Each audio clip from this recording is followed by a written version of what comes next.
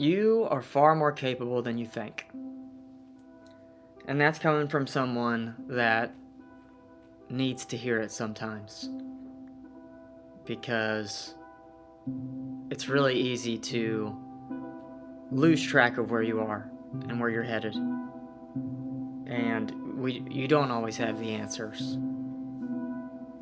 You're not always exactly sure what you're supposed to do with yourself or how you should be spending your time on a day-to-day basis. But I want to tell you something very important, and that is there is so much more to you than meets the eye. And this isn't some generic, everything's going to work out in the end sort of pep talk. That's not what I'm getting at here. I'm more so speaking to the person who is genuinely clueless as to what they want to do with their life. And I want to target them by saying that everyone has innate talents. Everyone has their own mode of being and behavior. And sometimes that works at our disadvantage because some of us are more prone to addiction and some of us are more prone to depression. But some of us are more prone to language. Some of us are more prone to history, psychology, or mathematics. Each of us have our own innate strengths and weaknesses. And it's important to capitalize on these, on your strengths in particular, but it's also very important to be aware of your weaknesses. I'll just give you my example real quick. The strength that I had, and this was coming from a very limited perspective, was language. And I wasn't even necessarily a fantastic writer. I would say the greatest strength that I had was no matter how many words of an essay, like if there was a 500 word limit or a 1,000 word limit or a 1,500 word limit to whatever essay you had to hit that, I would always hit it with flying colors. It was very easy for me to hit the word limit. So that sort of signified to me that I have a sort of plethora of words to pull from. And in the past, I definitely didn't have in-depth words to pull from or bigger words to pull from. I just knew how to rearrange the smaller, more simple words in a way that wasn't super repetitive, but also I could get the point across. So, I suppose the point of this, really, is that I want you to think about what you were good at growing up, or what you're good at now, or maybe not even what you're good at, just what you're interested in. Maybe you're really bad at, I don't know, weaving, but you're interested in it.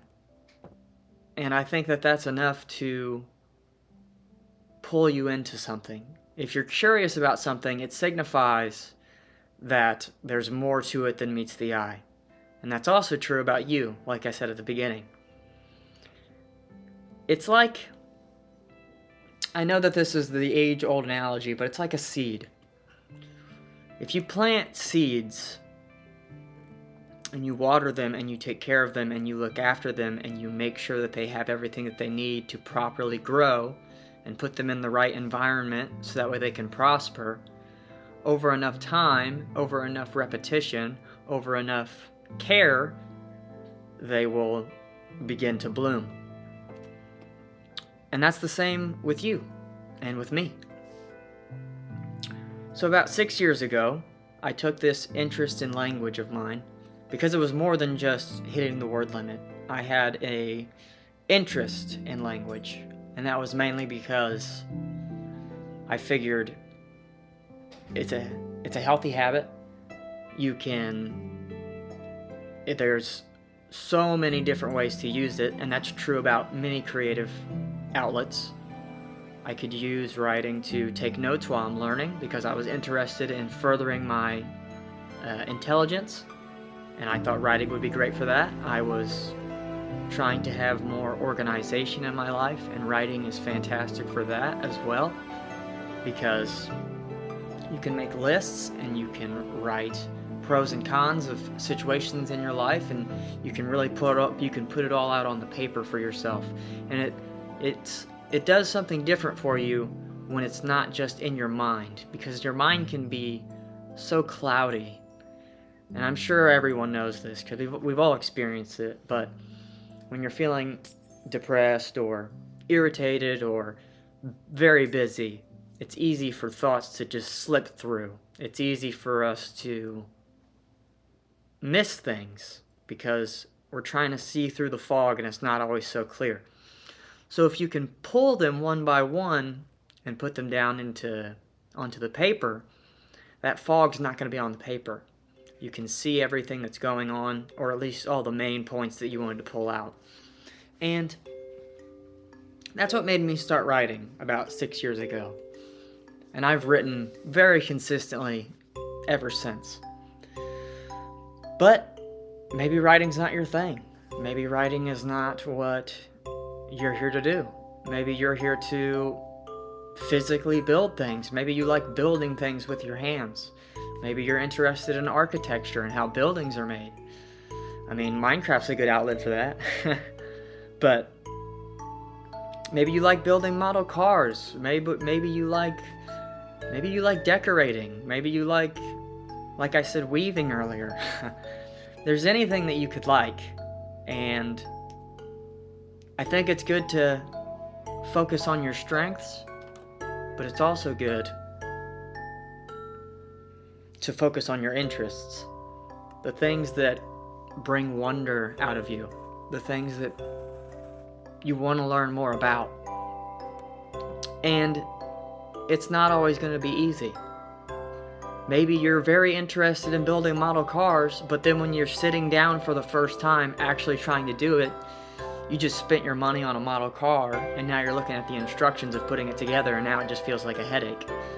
Well, the reason that you are far more capable than you think is because it takes the version of you that can sit down with those instructions and push through the mundanity and the confusion of it, where you can really see what's going to bloom in yourself on the other side.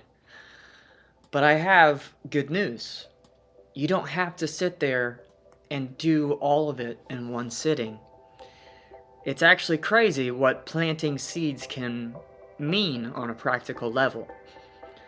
Literally, if you just forced yourself to sit there and read the first page of the instruction manual, word for word, you're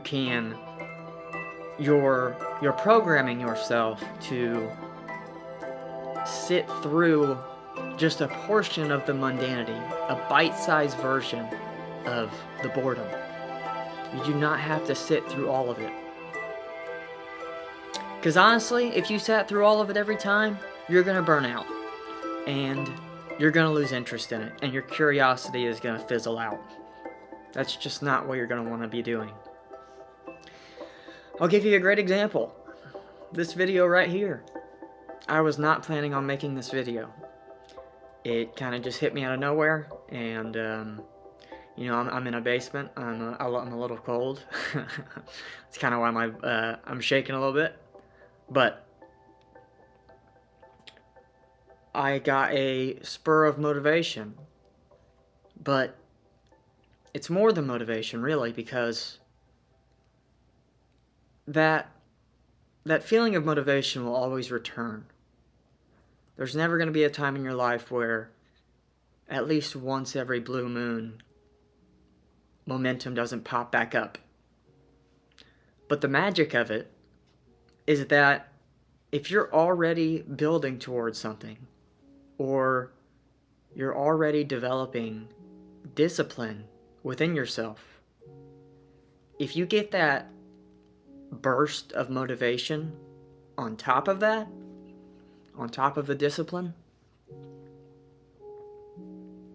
it opens incredible doors, because you're already doing the groundwork And then you become motivated on top of doing the groundwork.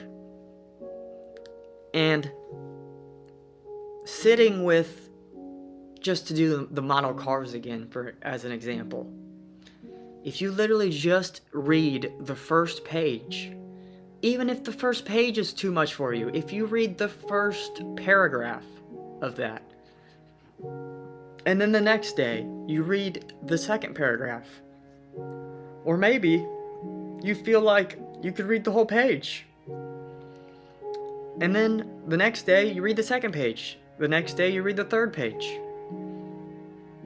and eventually, once the intimidation factor of it settles down for you, you can truly sit there and allow your curiosity and your interest to take over. And maybe you'll have the whole car put together. Maybe it won't be by the end of the day, but maybe in the next week, the next month, even if it took a year for you to get through that whole manual and then to put the car together. Yes, that sounds ridiculous, for sure, but your lifespan is, hopefully if you're healthy, obviously, 60 to 80 years? Some people to live to be 100 years old. If you're in your 20s, if you're in your 30s, even if you're in your 40s, you still have, I would even say 50s. You have 20, maybe 30 years left, and if you're younger, you have 40, 50 years left. That's a lot of time. And in those 40 to 50 years, those are all made up of, the individual years.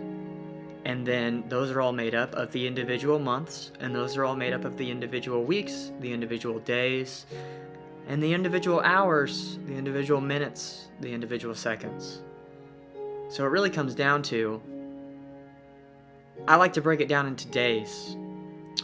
Breaking it down into minutes and hours is important as well, because I'm sure you've heard the 15 minutes a day before. You can develop a skill by doing 15 minutes a day, which is very true. You can definitely do that. I personally like to look at it on a daily basis. So what are you doing today? And you don't have to run a mile and do 3,000 push-ups and call every one of your family members and tell them every great thing that they've ever done for you to be worthy for that day. To be honest with you, I started making music on my laptop years ago, and I think it took me like a week or 2 weeks to learn how to make a single sound on the program. So this had nothing to do with making melodies. This had nothing to do with making beats yet. It was literally just, okay, how do I make a sound? This is like learning a rocket ship. This is insane. What am I supposed to do here? And I literally sat there and just started clicking buttons of the thousands of buttons that are on the screen. I don't know if you've ever seen a DAW, which is a digital audio workspace, I think is what it's called. But either way, there's just all sorts of dials and buttons all over your screen.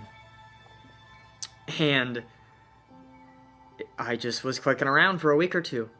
And then after a week of just sitting through the uncomfortable process of not knowing what I was doing and just clicking on things and feeling stupid, I eventually cracked and looked it up. And I was like, okay, how do I make a sound? And I'm pretty sure it was like, you have to hold Control-Alt-Shift-M or something like that. You have to press all of those together at the same time. It's like, oh my God, how would I have ever known that? I would have had to look into the instructions, which instruction manuals are ridiculous, so I never looked into that. But I was just clicking buttons. So I was sitting there. I was determined. And this is what I'm getting at when I say that you're more capable than you think you are. If you're willing to sit through the discomfort of something, even if it is in tiny doses, very small doses. Because when I began writing, I literally just started off writing lists because I saw online to write down the things that you were grateful for. And I just thought that would be a great habit to incorporate. So that's how I started. I just started writing things that I was grateful for down every day. And now I write pages on end fairly often. And I'm on Twitter, and I just passed 100 followers, and it's exciting. It's really exciting to see what you're doing grow, and to see your capabilities expand, and to find who you are as an individual, and to uncover your personality and all the innate talents that come with that. And it's important for you to know this because the world is a confusing place, and it's ran by ego. Everybody's constantly comparing themselves with one another. Social media runs the world. Giant corporations and companies and CEOs and big names run the world, and people are paying for everything to get by quicker in life. It's easy to feel kept down. It's easy to feel like you can't do anything. It's easy to feel confused and like you just want to give up. And it can make you sad, and it can make you irritated, and it can make you feel hopeless, like you don't know what to do, and like there's no point.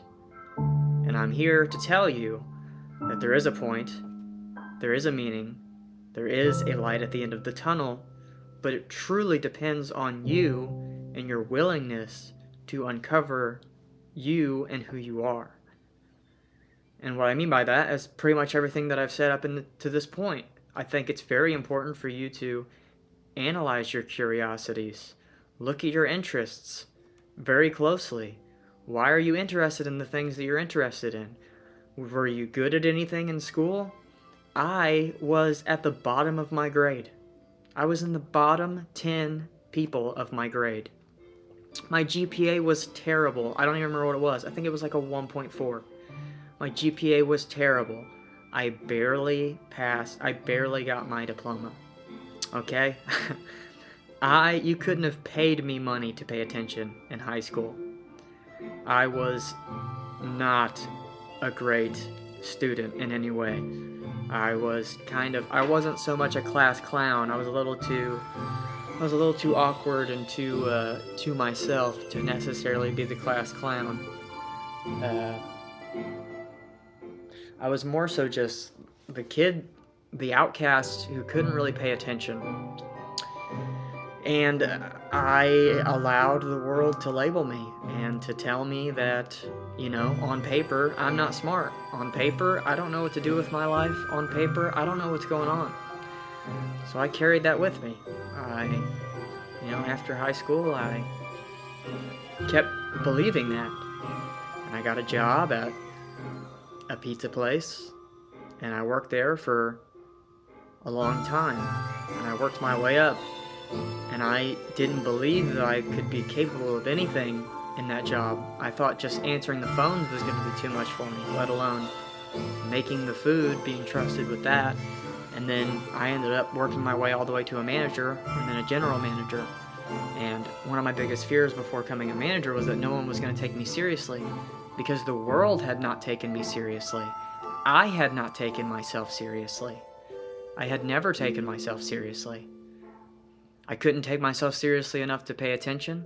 I couldn't take myself seriously enough to follow my interests and curiosities. Instead, I just sort of sat with myself and allowed the passage of time to take place. Day in and day out, I show up for work because that's what people do. And I go to school because that's what people do. I'm not going to try, but that's the normal thing to do. That's what you're supposed to do, so that's what I'm going to do. And I did that for a long time until I turned 20. And when I turned 20, my life changed drastically. And I started writing almost daily. And I started going to the gym. And I started meditating daily. And I'm not saying that this is what you need to do. Everybody has their own path. Everyone is their own individual. But it's very, very important that you don't allow the despair and hopelessness to keep you down, and just the bitterness at life, because life is unfair. It's just true. I mean, that job that I got ripped me off, and almost every friend that I've ever had ripped me off. Not all of them. I definitely played a part as well, but I've been ripped off a lot of times in my life, and they've given me great opportunities to learn, but it was only when I was willing to look at it instead of just moping around and sitting in my own sadness for weeks to months on end. But once again, that's my story. Everyone has talent. Everyone has skills. Everyone has interests. And if you take one thing from this video and my rambling, I want you to look very closely at your past, not in the bad way, and your regrets. We've all been there. I'm definitely guilty of that. I want you to look at your past a little differently. I want you to look at your come up, how you were in school, how you interacted with other kids and other people growing up, socializing, and really try to pick out what you feel like you were naturally drawn to, what you were naturally good at, what others complimented about in you, what other people noticed about in you, the things that you were curious about. Maybe it was a subject in high school, maybe it was something outside of school, maybe it was sports, maybe it could be anything. But I want you to try to get to the bottom of that, one of any of those things, and try to come up, give yourself a sense of direction. If you're interested in sports, maybe you want to play basketball. I'm not sure. Maybe the first thing you need to do is buy a basketball and practice dribbling. It could be anything. Just putting yourself out there in any way and having the incentive to do it every day is tremendously important. With like the lifespan, like we talked about, the amount of years that you have is very important. And I understand that, depending on what it is that you're interested in, there's different age groups and different genetics that are preferred for these things. But either way, pick more than one thing. It doesn't have to just be one thing. Maybe you like painting. It could be anything. Literally just buy paintbrushes and practice painting a whole canvas one color, just to get used to holding the brush in your hand and painting the whole thing. You want to learn an instrument, get comfortable holding the instrument or putting your hands in the place that your hands need to be. You don't need to be Beethoven today. You don't need to be Jimi Hendrix tomorrow. You just need to be able to get into the rhythm of it, get comfortable with what you want to do on a daily basis, and you don't have to strictly do it every day. It doesn't have to be a prison sentence. What you want to do is keep your curiosity intact. You want to have a sense of wonder about this thing. So make it small. Do it for 10 minutes a day. Put your hands in the comfortable place, and after you get used to that, stop for the day. Just start. That's today's word. Thanks for watching, guys. Let me know what you think.